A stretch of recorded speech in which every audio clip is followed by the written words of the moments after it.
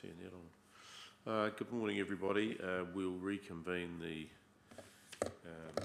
District Plan hearing panel, and this morning we're considering hearing stream 4 in respect of the Maori Purpose Zone. And Courtney, I'll hand over to you to introduce yourself and run us through your 42A report. Good morning, everybody. I wrote myself a script today. So my name is Courtney Bennett and I'm appearing on behalf of Gore District Council. My Section 42A report sets out my qualifications and experience as an expert in planning.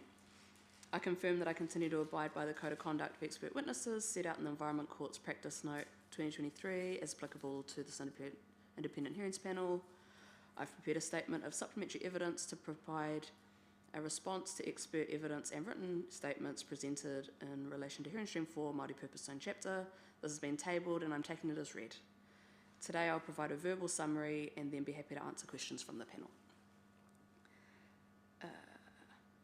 The Council received one written statement, now two, and one piece of expert evidence in response to the Multi-Purpose Zone.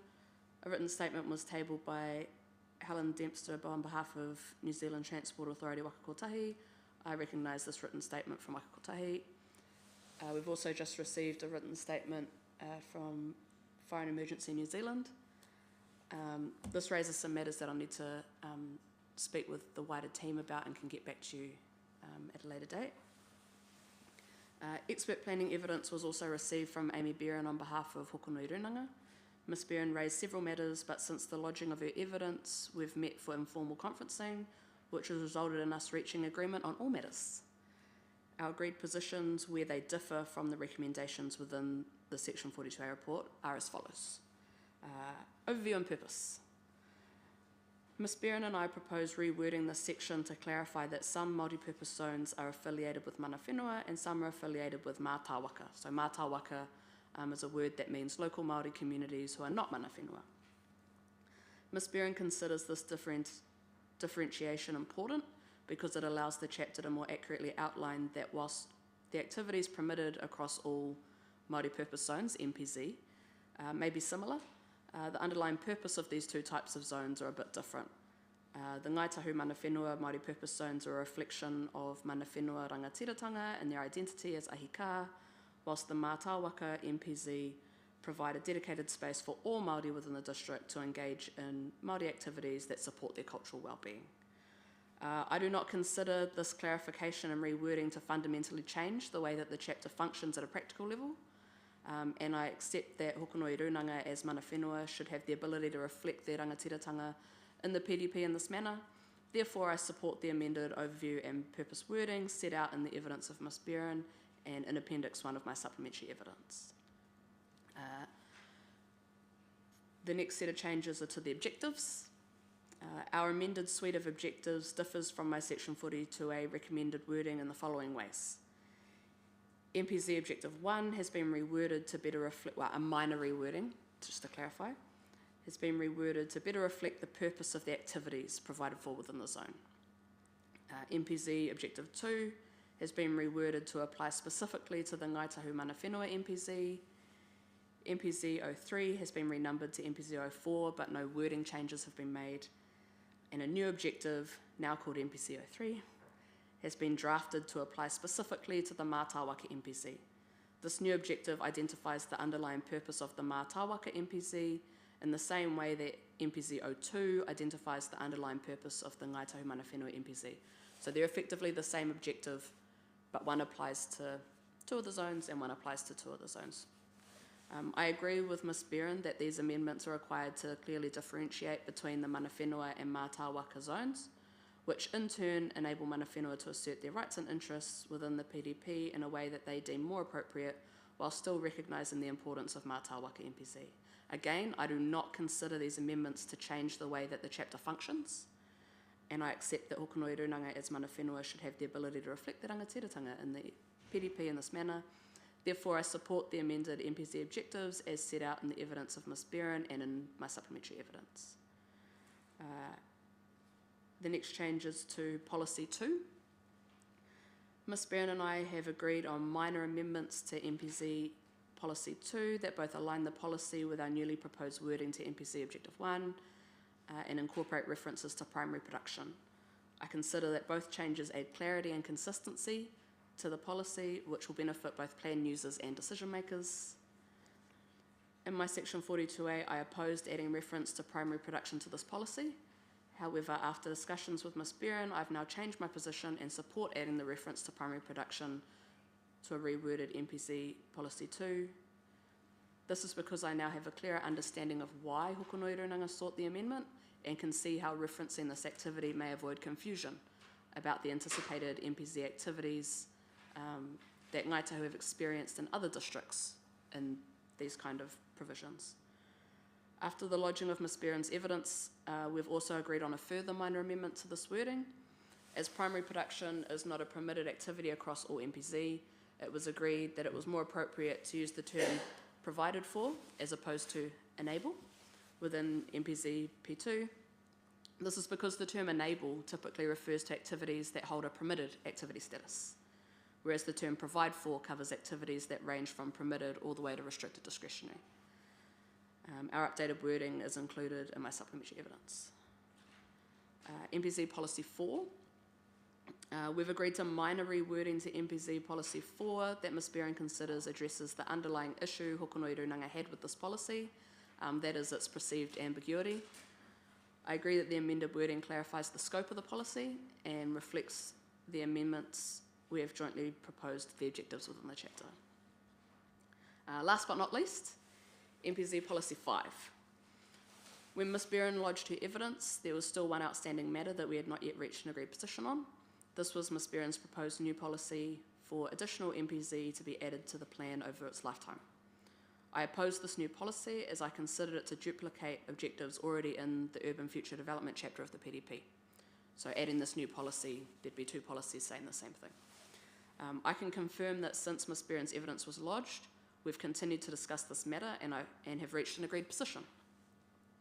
After further considering the content of the UFD chapter, Ms Byrne is now of the perspective that there is sufficient policy direction in that chapter to give effect to the matters covered in her proposed policy. Therefore, she is no longer seeking the inclusion of her proposed MPZ P5 in the chapter. We do, however, both agree that there needs to be a clear wording within the overview section of the MPZ chapter, highlighting that additional MPZ are both potentially expected over time and within the scope of provisions in the UFD chapter. Therefore, we both recommend the following wording be added to the end of the overview section of the MPZ chapter, and the wording is as followed. The UFD chapter, specifically UFD 01 and UFD 02, provide context for future MPZ to be considered by Council if deemed necessary by mana whenua or mātāwaka Māori within the Gore District. End quote. I'm happy to take questions on both my Section 42A report and my supplementary evidence. Thank you very much. I don't have any questions. My first question is, did you, in your summary statement just then, you sort of hopped over MPZ P3? Yes. Okay. Was there a reason for that one? Because there were no outstanding matters on that one. There, to clarify on that point though, there are a few of my recommendations that I had in my Section 42A report that the Runanga accepts those recommendations. So I didn't mention those in my spoken evidence because nothing changed. Just while we're on Policy 3 then, and it comes about because there's a submission saying relocate parts of it. In other zones, we don't have a policy of that type because, number one, it's dealt with in the natural hazards section. Mm-hmm. The second part, talking about access and infrastructure, is dealt with in the transport section. And mitigating significant adverse effects beyond the zone probably comes up in one of the other policies that's there. So I guess if they've asked for them to be relocated, there's no reason why 1 and 2 can't be picked up by the specialist chapters, given the template that's been followed with the other sections. Number 3 says mitigate any significant adverse effects. Well, I can understand mitigating adverse effects, but significant adverse effects should be avoided. Do you agree? I think that it is conditional on the other objectives and policies in this chapter. So when we go through the objectives and policies in this chapter, it talks about the ability to use whanaungatanga, mātauranga and tikanga in relation to the use, design, layout and decision making related to development within the zones. Sometimes there may be situations, and I'm thinking about particularly flooding issues, where you can't avoid those because you can't move a whole multi-purpose zone because they're tied to the tikanga of the location. So sometimes you can't avoid a whole adverse effect, but you can mitigate it, and we should mitigate it. Okay, so with flooding, the recommendation that's come through in the other reports is the policies and objectives that are in the natural hazards section adequately deal with it. This is slightly different because it's talking about it from a tikanga perspective, and that doesn't apply in other areas. Explain the difference, please. So if we're looking at it from a tikanga perspective, and again, as I said, in other areas you can say this area has a flooding issue, therefore do not build there. However, because you cannot move,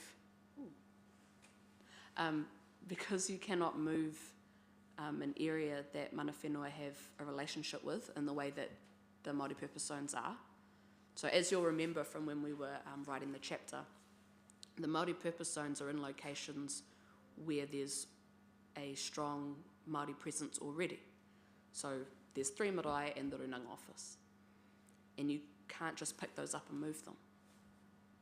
Whereas in other areas, you can do that. So the approach, let's take the settlement zones. So what's in the Section 42A reports for the settlement zones says, given that there's development there, we need to recognise that, and it isn't practical to relocate.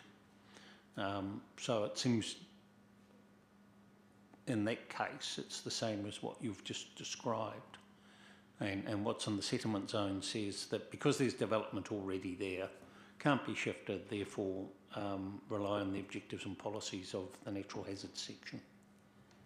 I can't speak to the other chapters as I haven't been involved in them, but if that's a correlation that you're seeing, that's, yeah. The reason that we have those wording in there, so as you'll see, the proposed MPZP3 used to be part of MPZP2. It's been asked that that's been split out. I didn't have a strong perspective either way on that one, but because a submitter did, I had no reason to disagree with them, which is why I've proposed that change. The reason that we have that caveat there is because it reflects what we have in the rules and within the built form standards. That's just some general background though. Do you have any views on the use of the word ensure in a policy, as opposed to I normally expect to see it in an objective? I don't have a position on that.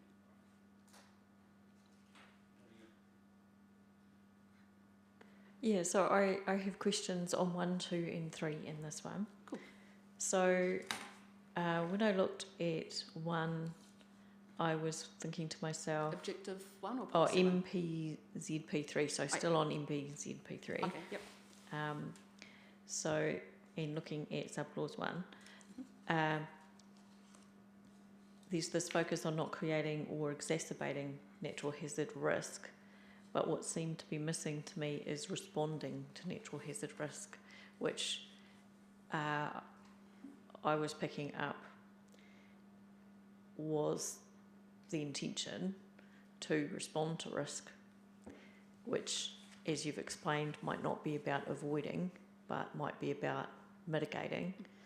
So are we missing something in there, and is that something to come back on maybe? It's a good question.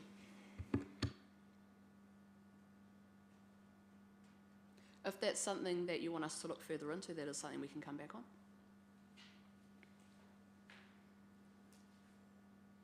I think it's probably important if it is to stay in this chapter and pick up what you were just explaining around tikanga and why you would want it here and not entirely reliant on what's sitting in the natural hazard chapter, although they would obviously have to be read alongside each other. It would seem to need something there. Yep. So that would be great if you did come back. Yep. And then when I was looking at 2, I was thinking something similar to Commissioner Havel in terms of relationship with other chapters. But if it does stay in here, I was thinking to myself, how do we understand the word appropriate? Mm.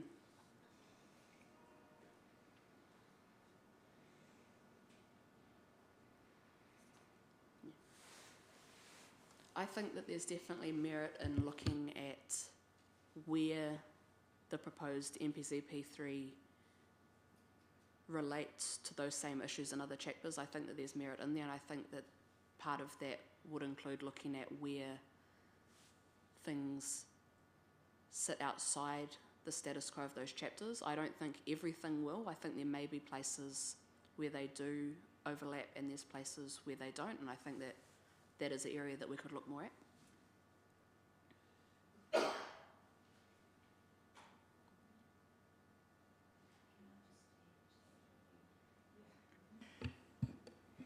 Thank you. Courtney, just in consistency we're talking about within the plan, Yep. and the terms of setbacks from state highways and roads, Yes. there seems to be an inconsistency between NPZS4, where it says 10 metres from any road boundary, but there's nothing in there about state highways or... Are any of them on a state highway?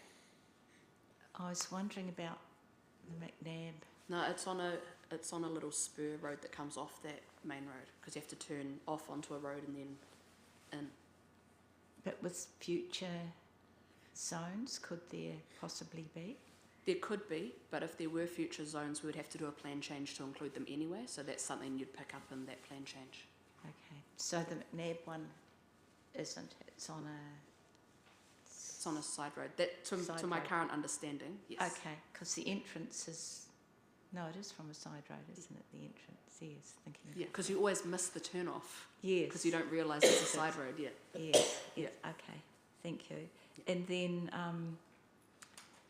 the 10 metres differentiates from, I'm trying to think, is it 30 metres for rural lifestyle? And yes, so there is an inconsistency there as well. What's the second one? The 10 metres from 10 metres from any road boundary, and yet in the rural lifestyle zone one, it specifies, I think it's 30 or 40 metres from any road boundary. That recommendation was only in relation to the Hokanui Hills precinct for the 30 metres.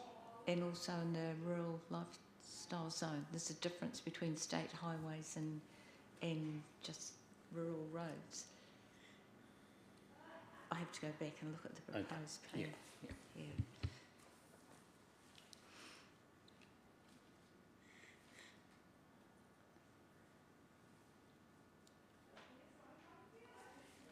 Sorry. Do we need to include a definition in the plan of Mata Waka? If there isn't already one in there, then absolutely yes.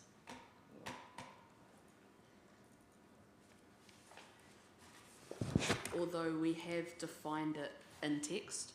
Yeah, I'd rather Yeah. see it, because the plan, when it's in its electronic form, will have it in italics, and you can click on it and the Yep. definition will show up if it's in the definitions Yep, cool. section. Yeah. Yeah.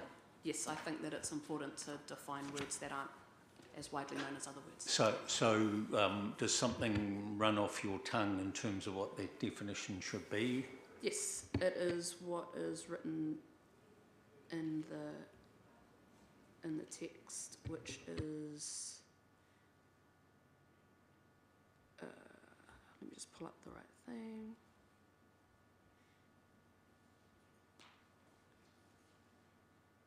Local Māori communities who are not mana whenua. So I'm just going to observe that mātāwaka is in the glossary so I'm just going to get back there again. And in the glossary it says to be comprised of Māori individuals with a range of different iwi affiliations. Yeah. So So if it's already in there, then I'm happy with it. yeah, so then my question is this one that's sitting in the glossary that might need to say, see definitions chapter and head back to the definitions chapter? Because the way the glossary works, well, that's a question. Do we need to do that, or can we just leave it in the glossary? If it's in the glossary, then that should electronically link back the exact same way that, that's been said. So if it's already in there, then Yeah, help me out, where's the glossary? Because I've got the definitions in front of me. It's page 83 of the notified plan. Okay.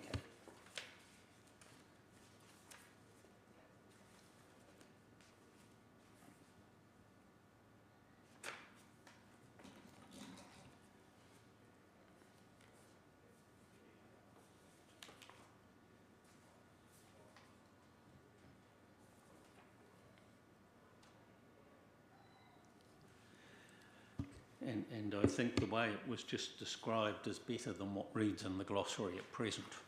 okay. Because you could say that individuals with a range of different iwi affiliations also includes mana whenua.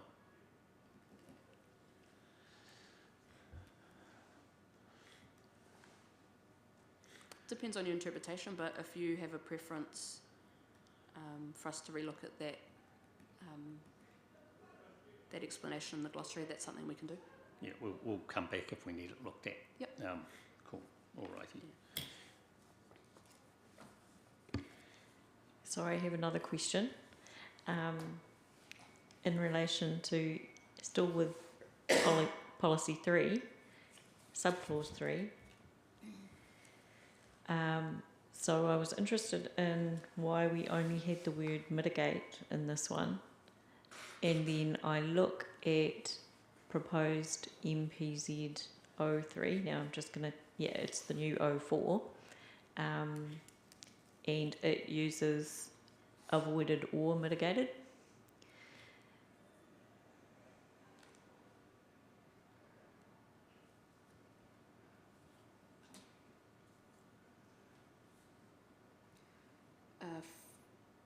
MPZ formerly 03, now 04. Yeah. If you wish to accept the recommendation. So that's talking about health and safety of people. So that's health and safety of people and the environment. Whereas this MPZ P3 is talking about impacts beyond the zone or on the environment. So they're talking about two. One's talking about a subset of the other.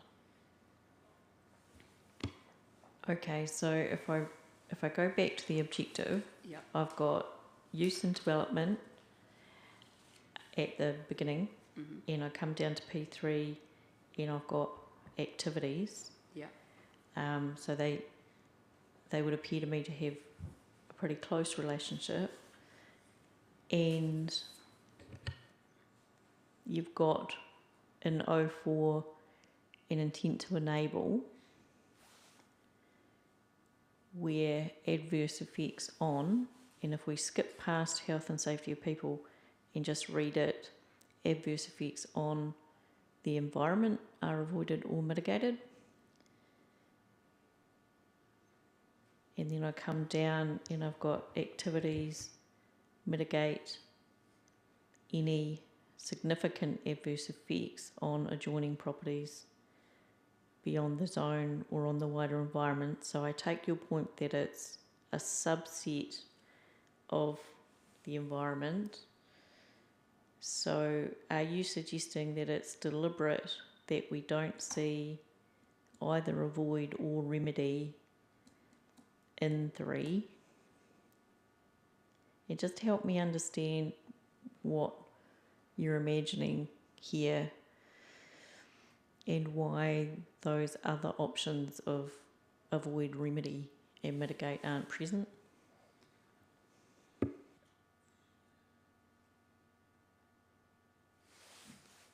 If we go back to the original drafting, when it was still part of P2,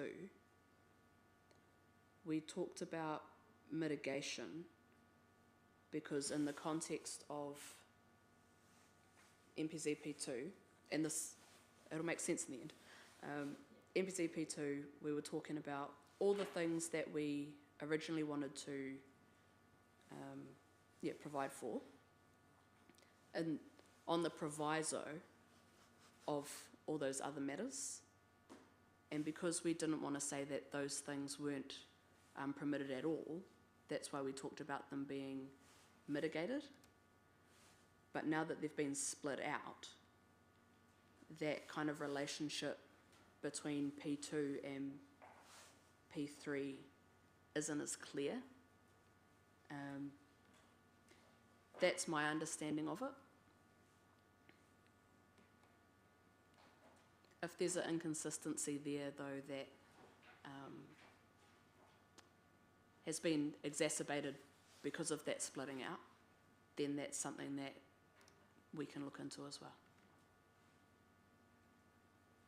Yeah, I think for me it's being able to follow from the objective down and see where avoid is being imagined, where mitigation, and actually in relation to the objective I've got a question, why is remedy not there? And just that if we are making those choices, we need to understand why we'd make those choices. And at the moment, I haven't read anything that's helped me land and understand that. I think you're right from the point of view that the objective is actually worded more narrowly than the policy. So it's both the verbs and the way that the word significant has been used.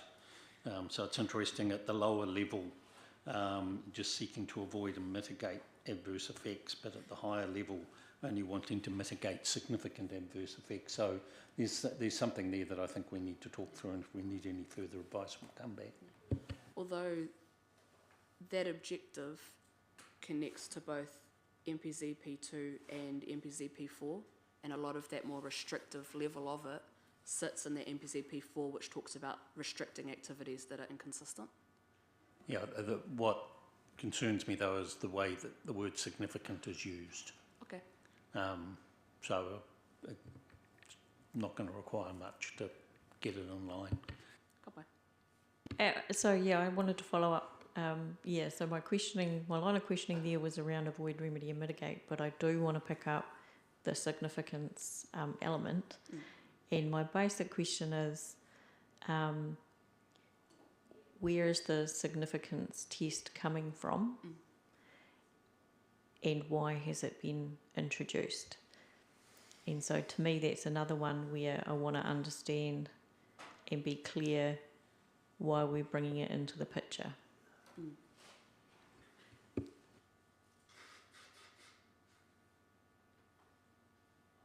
My basic question to myself as I was reading it was, couldn't you mitigate adverse effects more generally?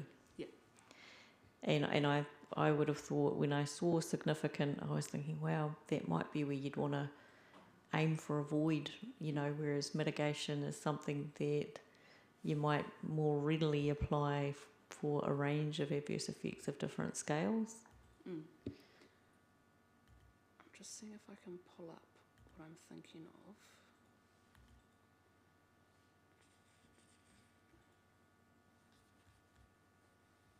If you just bear with me for a second.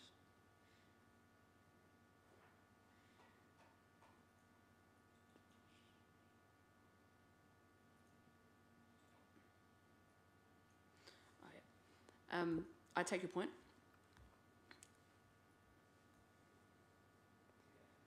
I think that's something that we can look into. And so, if there's anything you can comment today, or you want more time to think about it, that's all right. But I wondered if there was something that was intended, or you could think of that was intended by that. I can come back to you on that. There's not something that pops out to me straight away, but I'll go back to my notes because I've got notes on these matters. What I was picking up from it, though, was that the direction of effects comes through very clearly, Yeah. which is activities inside the zone potentially having effects outside on adjoining properties or on the wider environment. So when I read wider environment, I Yes. was imagining it from the activities looking Yes, correct. out, or That- the zone looking out. Correct, that was intentional. There is discussion both in your 42A report and the original and in the evidence that's come in over urban form development objective 2 that focuses on residential development. Yes.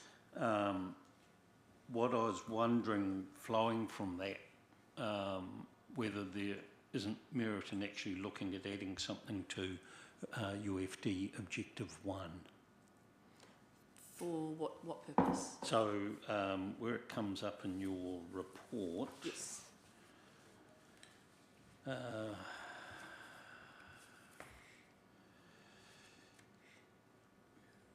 I'll have to find it electronically. Yeah. I'll come back to it in a moment. But what problem are we trying to solve with? Well, the evidence that's come in your 42A report, you'd suggested making a change to objective 2 in the UFD chapter. And the initial response was that deals solely with residential, and what was being looked at as part of the Maori purpose zone was wider than that. And when I Correct. looked at UFD objective 1, Yeah, that has scope for other activities in it, yes. it has scope but doesn't mention the Maori purpose zone. And so I was wondering whether objective 1 of UFD should actually make reference to the Maori purpose zone. Let me just bring it up. I looked at that because I had this similar thinking as you Yeah. did. But as drafted at the moment, it applies across all zones. So I don't see the need to single out one zone when it applies to all zones, I've listed, because it talks about activities as opposed to zones, yeah. and all of those activities happen within a multi-purpose zone.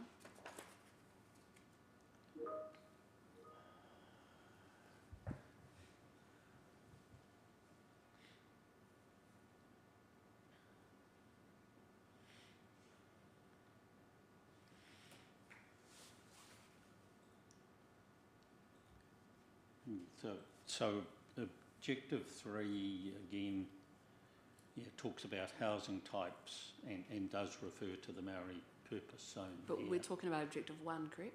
Yeah, and yeah, I see where you're coming from.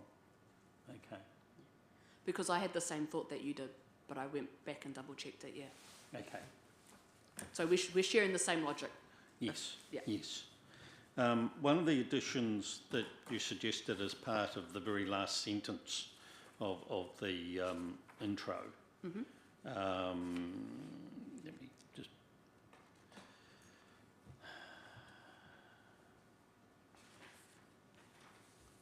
And because we're using all sorts of different. Would you like me to read it out? No, it's all right, got it here. So the UFD chapter provides context for future Maori purpose zone to be considered by council if deemed necessary by mana whenua and Matawaka Maori within the Gore district. I'm uncomfortable with the words if deemed necessary. I think that we could potentially flip the wording around, because the intention is that if mana whenua or Mātāwaka deem it necessary to have additional zones, then it will be considered by the council. It's not that it will only be considered by the council if mana whenua and Mātāwaka say it's necessary for the council to consider it, because absolutely the council will always consider it. Yeah, I'd rather use the words if desired by. Yep, I'm happy with that. Because it's still at the end of the day council's decision. Yes, absolutely. Yep, if that wording is more comfortable, then I don't have a problem with that. Even if sought by or Yeah. something a bit softer. Yeah. I'm comfortable with that, or I don't see a issue with that wording. I do need to highlight that that is agreed wording with the Runanga, so that's something that would need to be discussed with them as well.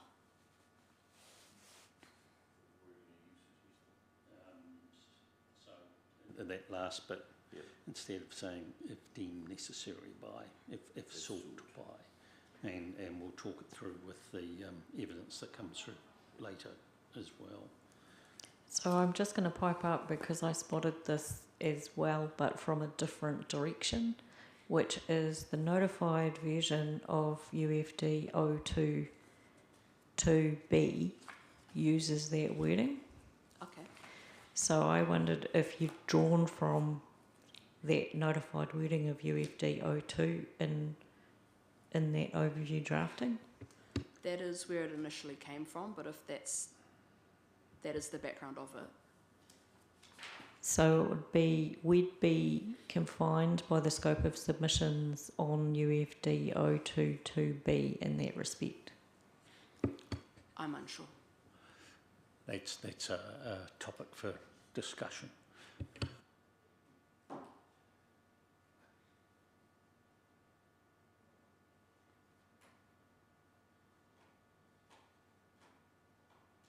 So I want to stay on there just for a moment because I think that is something we need advice on in terms of is there scope for amending UFD 022B based on the submissions we have? And so that's question one. And then it then has a relationship with how we've been discussing potential future plan changes and things from our previous hearing and the subject matter in minute 15. So I think it's an important question for us to get advice on and then think about the relationships in each instance where this notion of potential future plan amendments comes up. So one of the main reasons that we proposed adding text into the overview section of the MPZ to address this issue was because approaching it from that angle ensured we had scope. Because if we were to then... So the initial thinking, similar to what Councillor Hovell said, was around rewording the UFD objectives, but there wasn't scope to do that within the Runanga submission. There was scope to amend the overview section, which is why our attention went to that approach, to ensure that we did remain into that scope. So I can get advice from my colleagues that are working on the UFD chapter on those matters, if that's what you guys would like. I think it's really important because it does go to the heart of some of the conversations we've already had in some of that minute subject matter. We ourselves need to check what's in that report. I think if we feel there's a need, we'll come back.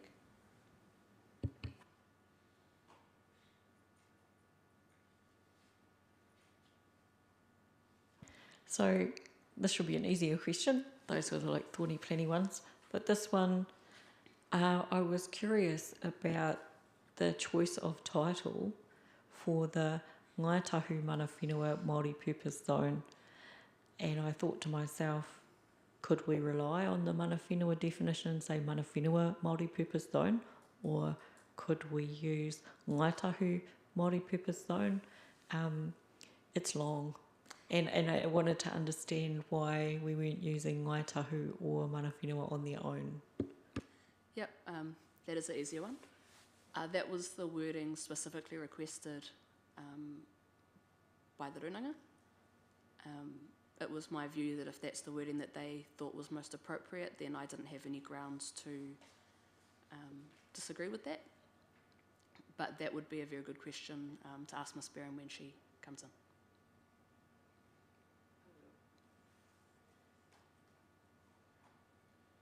Might be another one for Ms. Barron, but I'll ask you anyway. You talk in your evidence about that dialogue with Ms. Barron around primary production and then getting comfortable with use of that term. And so when I read it, I thought to myself, is this the right term? Question mark. Thinking about the national planning standards and what it covers under primary production. So I know that it's got ag and hort and aquaculture and forestry and mining. And I was trying to imagine the relationship with each of those things with these zones. And so I wanted to better understand, do we need the full scope of that term? Are there reasons why we're doing that we can't see on this side of the table at present? Yep, so the short answer is because primary production is the activity that is discussed in the rules of the chapter. So primary production is a permitted activity across all multi-purpose zones except for the Hokonui Marae site, on the proviso that it complies with the RLZ R6. So that's the reason that we've used that term.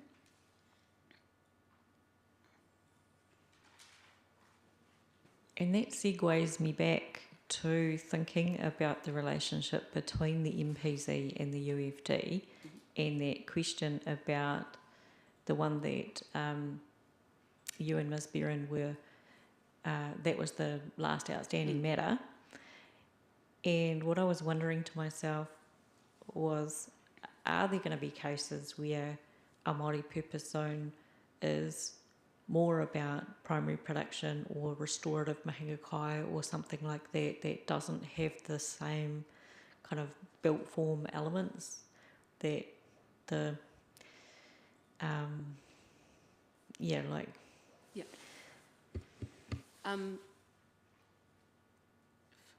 I can't speak on behalf of the aspirations of the Runanga, but it is well within the purpose of a multi-purpose zone for those activities for residential activities to not be the primary use, because the definition of the multi-purpose zone is for multi-purposes. So there is the potential that a multi-purpose zone could be used predominantly for commercial activities as long as it fits within the scope of being for kaupapa Māori purposes. It could be predominantly primary production, it could be predominantly ecological. There's no requirement for residential activities to be at the centre of a multi-purpose zone, and that's the exact reason that, from my understanding, that Hokonui Runanga wanted primary production to be in that policy, because what was communicated to me that I'm sure Ms. Barron can elaborate on is that there's been other places in the Ngaitahu Takiwa and the Ngaitahu region where they've come across that, where people have misunderstood multi-purpose zones to be primarily residential. So by putting primary production into that policy, they see that as a way to front foot that confusion at a policy level. So what is the size of the largest of the Maori purpose zones? I can come back to you on that, but If we quickly go through them, Probably at the Runanga site. It would be either the Runanga site or Mataura Marae. It would be one of the two. So is it practical to actually have agricultural activities on it? Yes. If it's, you can graze stock there. And if you're doing primary production, it has to comply with some of the provisions in the rural lifestyle zone anyway. So it'll be the same as rural lifestyle activities. Because what it generated was that even in the residential areas, large lot residential areas as well, people have got 3-4 sheep. Is that primary production? It depends on the definition of primary production.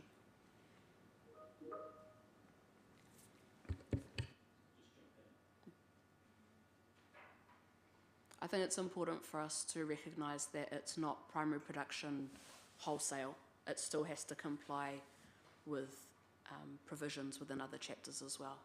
So it's not a free-for-all. It's consistent with what's happening in other similar zones within. I don't pick up immediately where in the Maori purpose zone it says the rules of other chapters apply to. MPZR 5.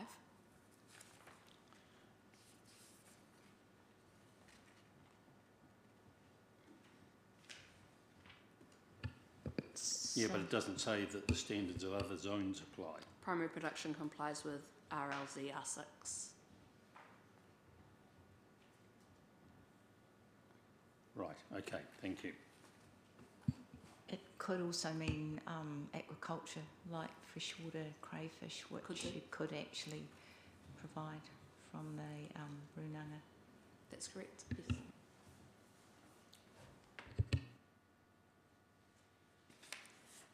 So, being in the rules, I wondered about MPZR 11 and the matters of discretion. It's a similar line of questioning as my earlier ones around the objective and the policy, because in matter of discretion 2, it's only mitigation that's mentioned, as opposed to avoid or remedy, and I would add that into the category of is there a reason for that, or is that just a drafting quirk? Like it might be purposeful, or it might be a drafting quirk. And I'm just trying to understand which it is. I can come back to you on that. And probably the same in terms of adequately serviced. But when I did a plan search on the notified plan of that phrase adequately serviced, and I did see that it pops up in a number of places, one of which is UFD 07. So, and I think we did have a conversation on this in that hearing. So I guess my question might be, if UFD 07 gets clarified around that phrase adequately serviced, would we expect to see that change reflected in this rule? Yes. For consistency across the plan, I would expect to see that.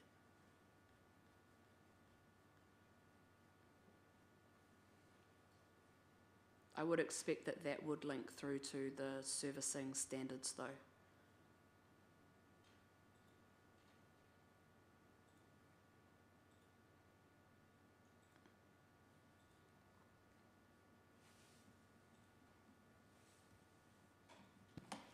And I'm curious about the rules that have a heading, and that's all. And I want to understand how that works. Talk me through it. Like R6 to R10. Yes. So that's that's consistent across all the chapters of the plan from my understanding. And the reason for that is because all of those headings that are stacked together, their rule provisions are identical. So MPZR 7 to R10 they all have the same activity status, the same conditions for it, the same activity status when compliance isn't achieved, and the same matters of discretion. So it's just for conciseness of the plan, from my understanding.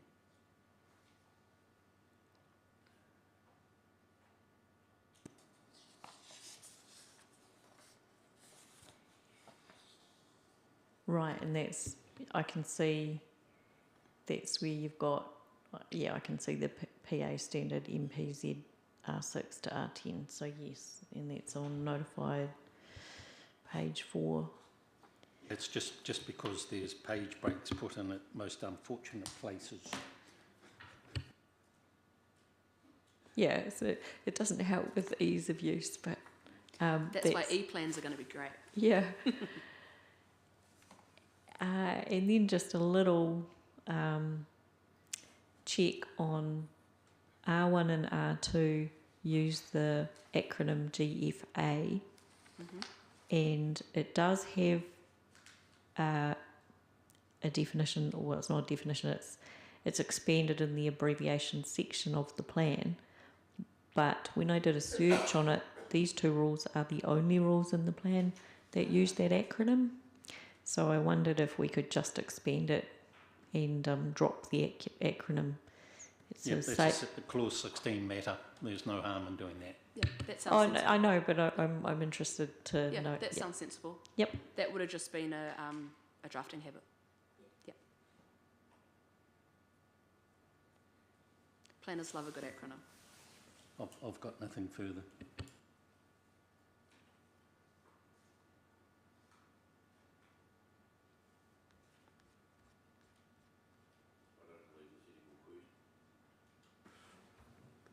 Give me a wee moment. I thought wrong.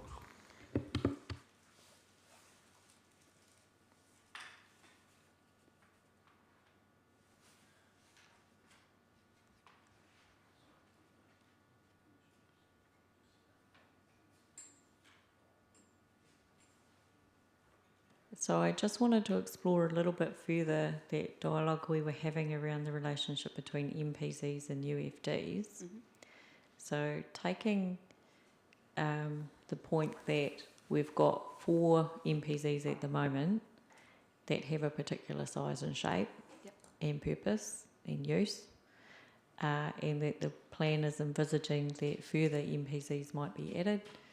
And given your answer before that we don't have to assume that an MPZ will have an urban form focus, it may have a different focus. So that being the case, would you revisit your conclusion in relation to that dialogue with Ms. Beran around the potential need for something in this chapter specifically that isn't dependent upon UFD?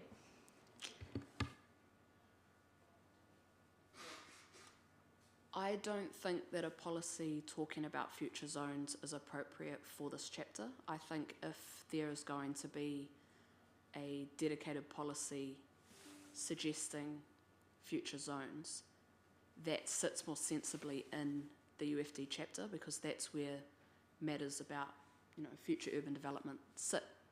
And I take your point that the development may not be urban, but I still don't think that a policy of that nature fits thematically with the multi-purpose zone chapter, which is focused on what you can and can't do in the zone, as opposed to whether or not there's going to be future zones.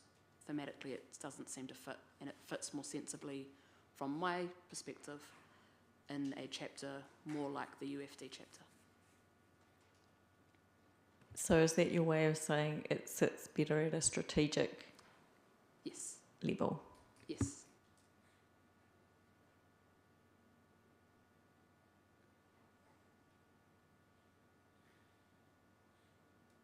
That was genuinely my last question. Kia ora. Okay, thank you, Courtney. We will adjourn till 11 o'clock when representatives of Hokonui Runanga will add to our deliberations. Thank you.